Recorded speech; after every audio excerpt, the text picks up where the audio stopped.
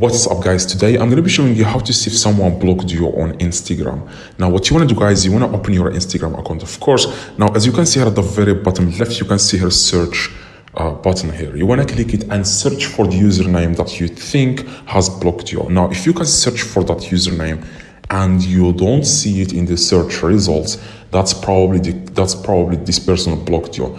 Now to make sure that this person blocked you, you want to go to Google, okay? You want to open your browser and search for Instagram, Instagram.com, okay? I'm going to add what you want to type on Google in the screen. You will see it in the screen right now. Now slash the username of the person, okay? You want to type here the username of the person, make sure it